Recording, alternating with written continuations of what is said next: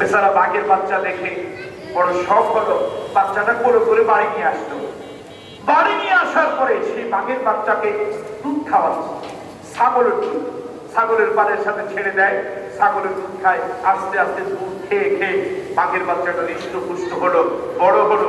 এখন তার সভ্যতা, তার বন্ধুত্ব, তার ভালোবাসা, তার চাল চলন এই ছাগলের সাথে।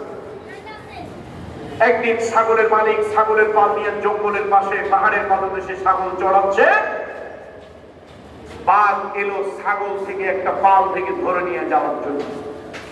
ছাগলের পাল থেকে ছাগল একটা ধরে নিয়ে বাঘ তার ক্ষুধা মিটাবে, ক্ষুধার্ত বাঘ, হিংস্র বাঘ। ইংরেজিতে একটা কথা আছে, হ্যাংরি পিপুল আর অ্যাংরি। হ্যাংরি পিপুল আর অ্যাংরি, ক্ষুধার্ত লোক রাগান্বিত। বাঘ এমনি হলো হিংস্র, আরো যদি হয় ক্ষুধার্ত, রাগ বাড়ে না কমে? মানুষেরই ক্ষুধা লাগলে রাগ বাড়ে, আর বাঘের তো রাগ আরো বাড়ার কথা। এখন বাঘ তো ক্ষুধার্ত, রাগান্বিত, সে পজিশন ধরে আছে।